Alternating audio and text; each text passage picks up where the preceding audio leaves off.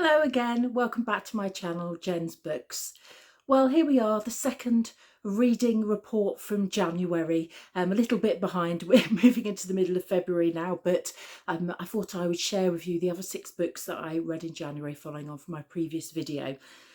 So the first book I'm going to talk about was a bit of a heavy hitter for 2022, The Sea of Tranquility by Emily St. John Mandel. You may be familiar with her work. You may have read Station 11, which did really well, and I really enjoyed a sort of dystopian end of the world novel that's been turned into a TV series. But this book doesn't disappoint. It's really unusual. I think it sort of suffered for the fact that I read it after How High We Go in the Dark, and there's another element of the plague in this one. So after reading that particularly disturbing in a good way book, this felt almost like a light relief after that. But it's a really interesting and ambitious novel, and I think that's what makes it stand out. It's sci-fi, but it's more than that. It's very literary as well. So basically, the first half of the book reminded me of Cloud Atlas by David Mitchell. I don't know if you've read that one, in that it's almost like an onion. You get introduced to different characters in different time periods. So the first time period is 1912, where you're introduced to a character called Edwin, who has been banished to Canada by his family, and he's trying to find himself. And then you have time periods in 2020, 2203, which is the start of a plague, which actually links to her previous novel, Station 11, and all the way through till, the sort of 2400s, so right into the future. So this is a book about time travel, if that's something that interests you. And for all these time periods, they feel disconnected apart from a kind of glitch that links them all. The second part of the novel is the exploration of that and looking into it. But it's incredibly clever. What I really loved as well is all of the characters and the time periods feel very distinct. All of the voices feel very distinct. And it was a real enjoyable read, particularly as things started to make sense in the second half of the book. I don't want to give too much away about it because, it's one of those books that, I don't want to spoil too for you, but it is really enjoyable. And if you've read Station 11 or any of her other novels like Glass Hotel, I think you'll probably really enjoy this. Also, if you like speculative fiction, if you like science fiction with a small s, I think you'll really enjoy this. It's more of an exploration of characters really than anything, but this interesting dynamic of this glitch through time that holds everything together really kept me reading. So that's definitely one to consider if you're into those sorts of books. Secondly, The Sin Eater. I mentioned this in my previous video.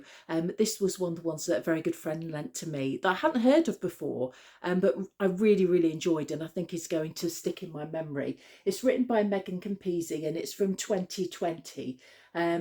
I think to give you an idea, there's an endorsement from Emma Donoghue on here. And if you like Emma Donoghue, then you may very well enjoy this novel. She describes it as a dark and thrilling page turner. And I found it really enjoyable. But basically, it's a story of May Owens. She's a young girl and it's in the 16th century, the Elizabethan period. And she is destined, or should I say, she's punished to become a sin eater. And I've heard of sin eaters and I've read books about sin eaters before, but this book really, really brings that aspect to life. So as a sin eater, she gets punished for stealing some bread because she's starving, and also, as it turns out, because of her family connections. But the book is an exploration of her life from that point. She should be on the verge of her life, and in fact she becomes shunned. People won't even look at her in the street. She's not allowed to speak. So she has a really isolating lifestyle as a result of this experience. And basically her role is to listen to the sins of people on their deathbeds, and then once they've died, she goes and eats off the coffin, and by eating from the coffin she eats their sins, she takes their sins on for them. And what I really loved about this book was that exploration about May and the journey we go on with her. I found the role of the Sin Eater just absolutely fascinating, and the detail that it goes into, and just the world that is created, that 16th century world.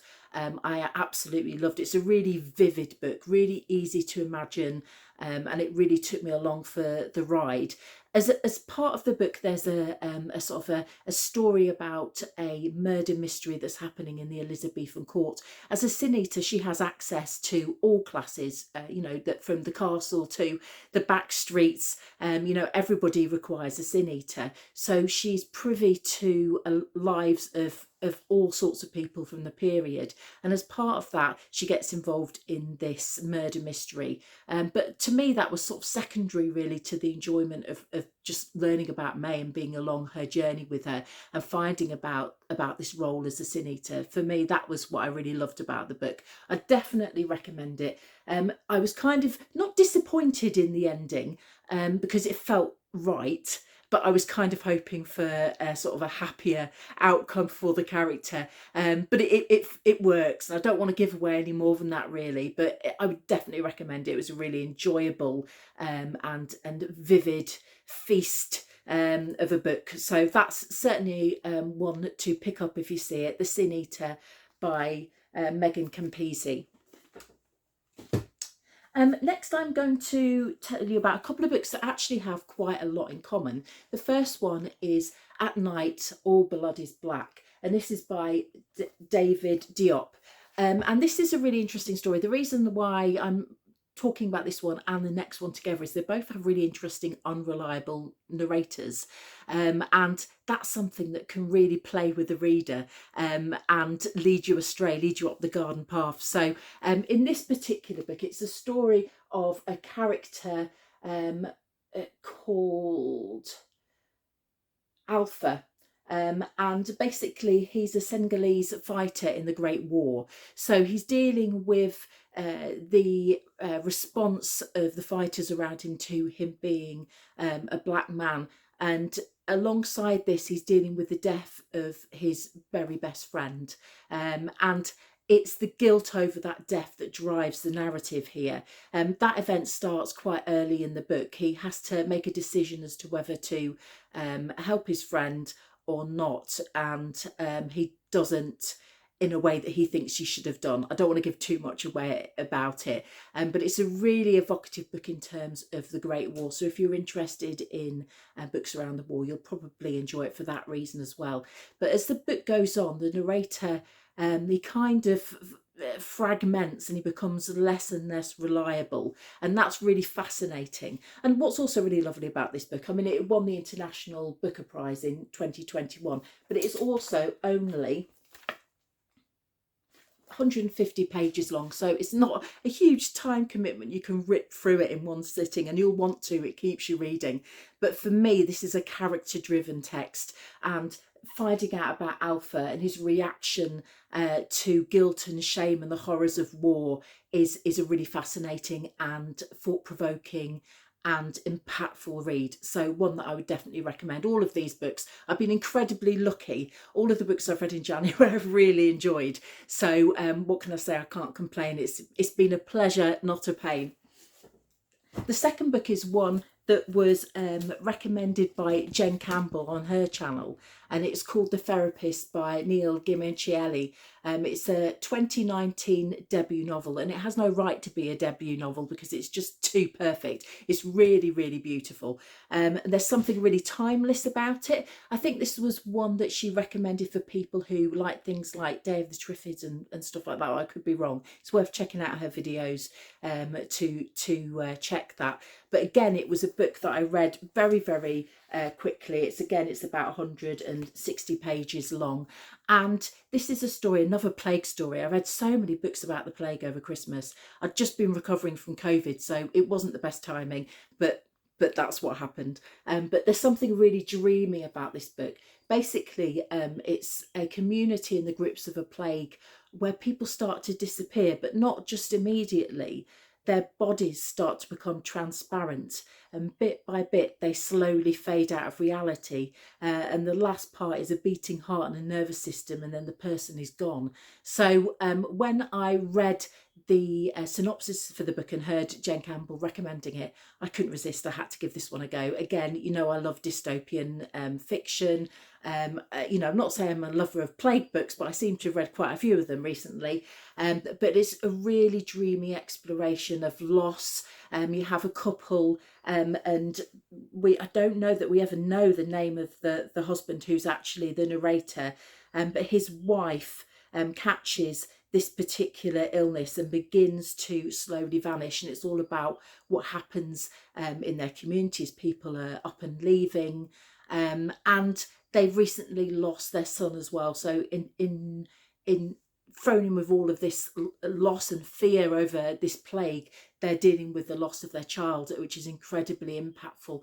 A really moving book, and kind of, as I say, kind of dreamlike, particularly as it progresses, and the ending is quite ambiguous. I really enjoyed it. And again, you know, there's an element of the unrelatable narrator here, but one of the things I really loved about it, the prose just drew me in from the start. And the name of the therapist comes from their visits to a therapist while they're dealing with the loss and the anguish of their son's death. So this is the opening. When the anguish between us grows so palpable that it manifests veins and a nervous system, an entire body that darts from beneath bed frames and behind dressers to howl the night away, I finally relent and agree to meet with a therapist. The promised floats around in the dark of my mind until finally it materialises and I find myself alone one afternoon on country roads. So evocative. The use of language is beautiful. It's just a real treat of a book. What was quite interesting is this isn't one that stayed with me in the same way as some of the others I've read. It's gorgeous. It's a beautiful book, and I definitely recommend it. And I loved it when I was reading it. But when I came to prepare to do this video, I had to look back through it again and remind myself of some of the details. I don't know why that is, why some books stay with you more than others. I would definitely recommend it. It's a fabulous read. But for some reason, it didn't rent space in my brain in the way that some of the other books I've read have done. Next, we have a collection of short stories by Julie Oringer. I'm not sure who recommended this to me. Again, I think this might be one that someone pointed me in the direction of. Short story collections, I do try and read quite a few, but they can be disappointing. They can be a bit up and down, you know, full of hits and misses. Some really strong stories, some not so strong. That's not the case with this collection. It was just fabulous. The How to Breathe Underwater, just really beautiful. It's an exploration, sort of coming of age, childhood exploration. There's a series of stories and all of them are bangers. There's one at the beginning called Pilgrims, which might haunt me forever. It was just so unexpected that I actually stopped reading the collection and went to speak to my husband and said, this is just what happened in the book that I've just read, but it really struck me. And as a woman, if you know, some of the observations in here felt so real, and I could really identify with the experiences of some of the characters in the stories as they're growing up and sort of traversing childhood to being women. Just absolutely fascinating. And one of the other things as well that I really liked about it is all of the characters are really distinct. The voices are really distinct. You know, you jump from story to story and all of them give so much. I wasn't disappointed with any of them. So, for example, I wanted to read you the beginning of one of the short stories called Note to Sixth Grade Self.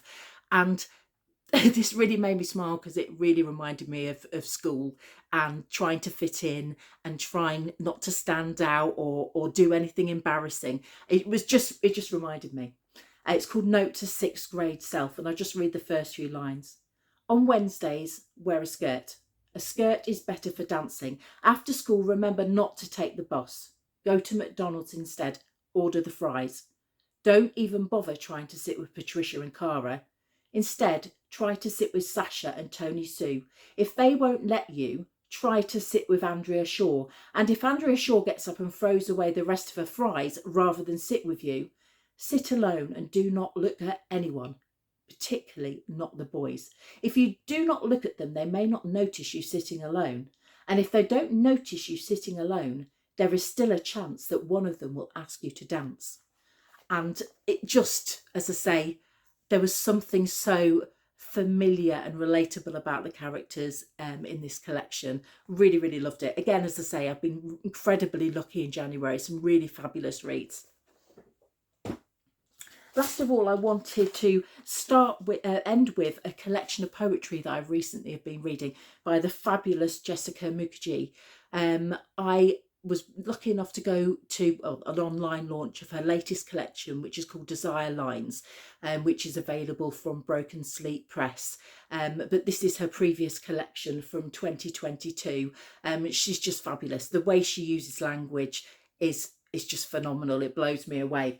So this is fabulous lyrical poems, outstanding craft. She spins language, and the title refers to a sort of link between a lot of the work, which is the sea and sea shanties and sea stories and experiences about the sea, and they're so vividly wrought. As I say, her use of language, it just amazes me. I'm a poet myself, and I'm in awe if anybody can use language in that way. The imagery is incredibly vivid and ripe, and it talks about so many different issues. It obviously has this metaphor of the sea that connects, is the through line between a lot of the poems, but it talks about migration, it talks about colonialism, it talks about pandemics and climate change, loads of really prescient issues, but just told in just a beautiful way. It's a real delight, this collection, and it's primarily free form, but in different sort of layouts as you go through. I won't read any of this out because I don't want to spoil it for you if you are a poetry fan, but definitely worth picking up if you are interested in poetry. So that's the end of my January reads. As I said, I managed to read 12 books in January, and soon I'll be able to start feeding back on some of my books from February. So thank you very much for joining me. As I say, I've said previously, this is a new channel, so if you do want to like and share and subscribe, that is awesome. But you're welcome anytime regardless to come along and hear some more reviews and recommendations. But thank you very much. Bye.